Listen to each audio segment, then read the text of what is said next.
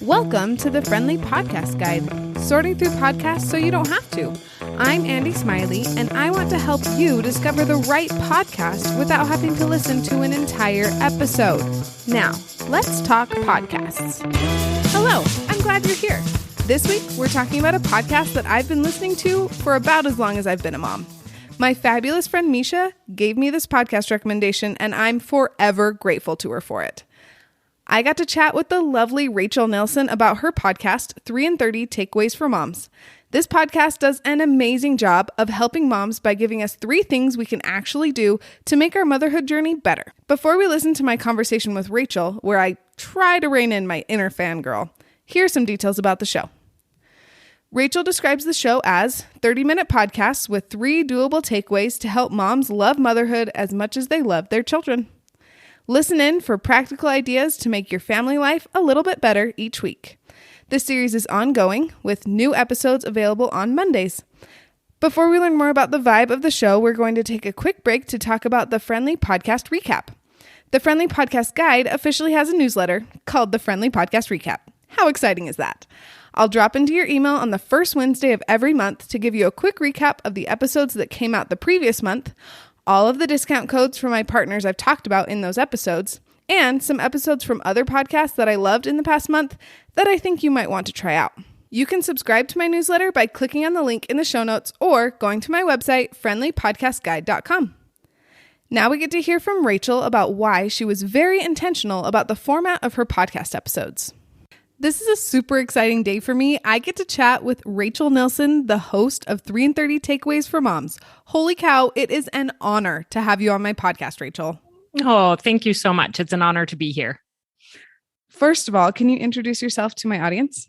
Yes. So I'm Rachel. I live in Sun Valley, Idaho. Well, Haley, Idaho, which is right by Sun Valley. It's a town in the mountains, and I love it. And I have 2 kids. Noah's 10 and Sally is 7. And I call them my miracle babies because Noah is adopted and Sally was conceived with IVF.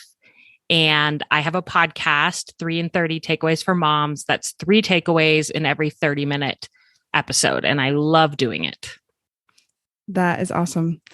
And this sounds a little creepy, but I already knew all of that information because I've been listening to your podcast pretty much, I think, since the beginning. So oh, well, I am a big fan. Yeah, we're coming up on 5 years, which is nuts. I know. Well, October will be 5 years.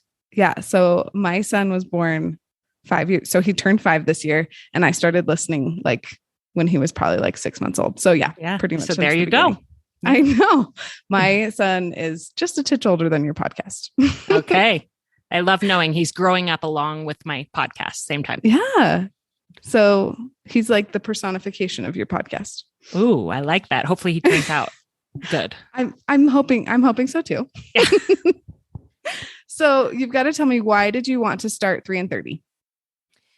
So I wanted to start 3 and 30 to help moms feel more hope in motherhood, which is what I needed at that time, honestly.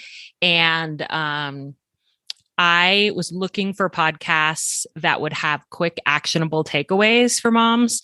And there wasn't one that I could find. There were other motherhood podcasts, but they were long interviews that the takeaways and the gems were kind of buried within these long, hour-long plus interviews. And I just thought, as a new mom, like with littles, I don't have time to wade through all of this. I just wish they would just give me the tools so that I could feel more hope in this role that feels really, really difficult to me.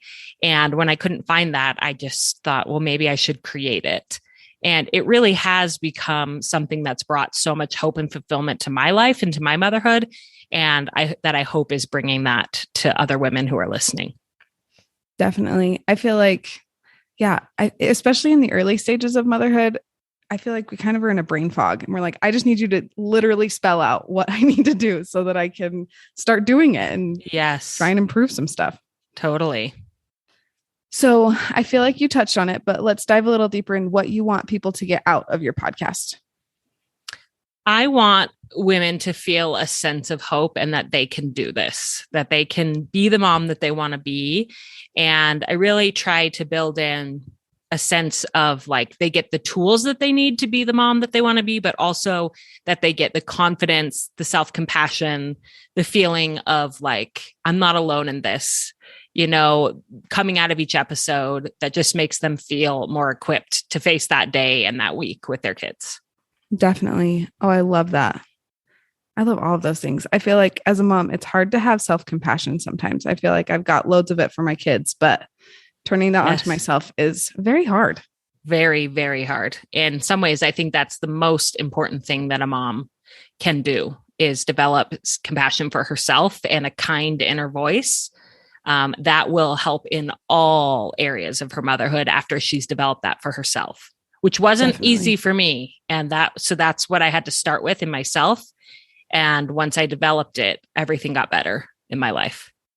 Totally. Isn't that interesting that I feel like once you have like a calm, grounded center, everything else just seems to like work itself out. Not exactly, but like at least start to work itself out. Yeah, absolutely.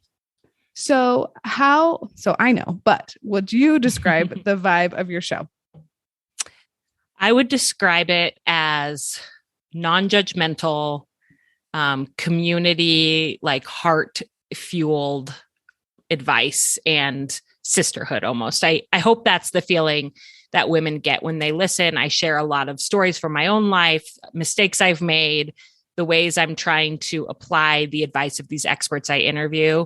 And I just hope it has that vibe or that feeling of kind of like you can sit with us. Like we're all just doing our best as moms.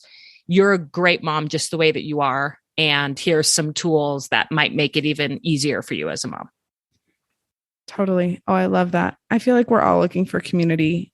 Mm-hmm. And at least personally, I think your podcast does a really good job of helping us I feel like even seeing moms that maybe don't listen to your podcast, I see them as part of my community. Like we're all in this together. Like let's help each other out type of. Yeah, totally. Yes.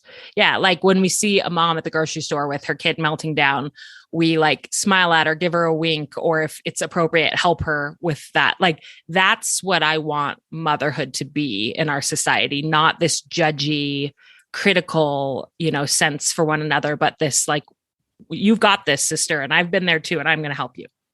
Totally. Yeah. I feel like when I'm in those moments, the best thing that someone can tell me is like, oh, that's hard. I've been there too, but you've got this. Or even just like, yeah, like you said, like just like a smile instead of like a stern, like, what are you doing? Or like you keep your kid under control. You're doing a good job. Like just walking by and smiling, saying you're doing a good job. Like that means the world, I completely agree.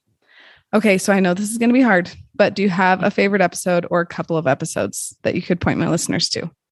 Yeah, I will say you sent these questions over in advance, which I was grateful for because when I got to that one, I was like, how could I choose? I have 240 episodes now and I love them all. Genuinely, there's so many that have changed my life personally.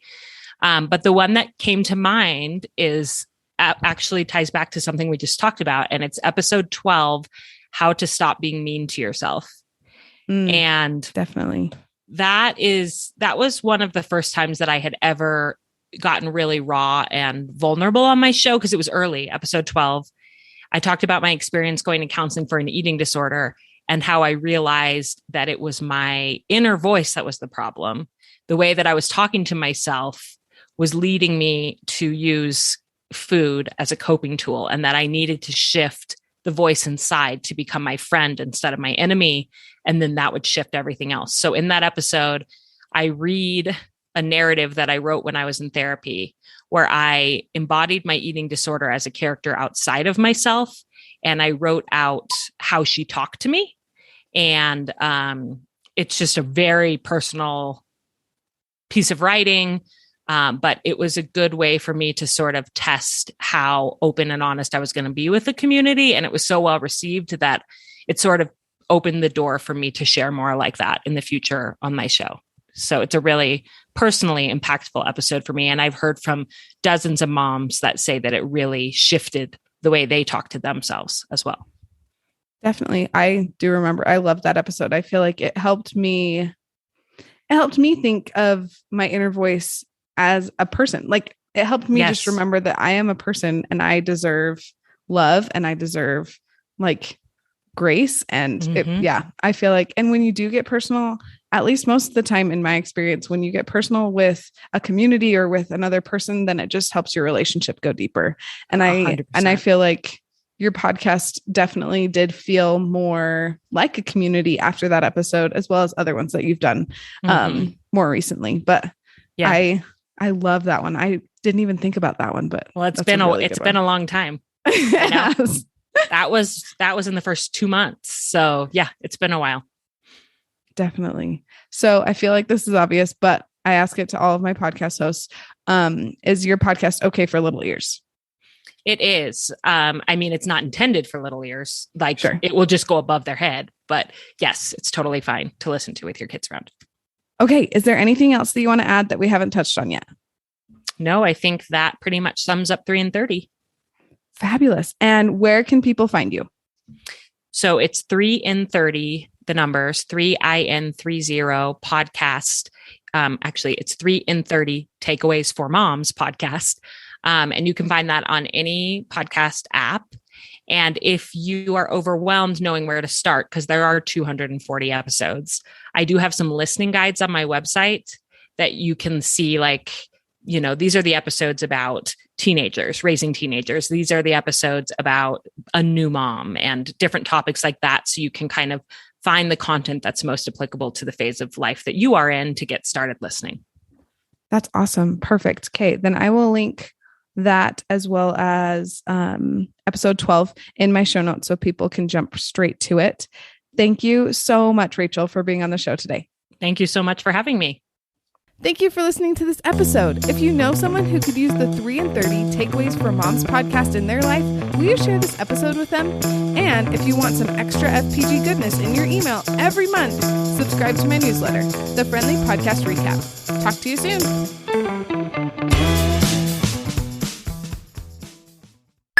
If you know someone who could use the 3 and 30 Takeaways for Moms podcast, Takeaways for Moms. Whew.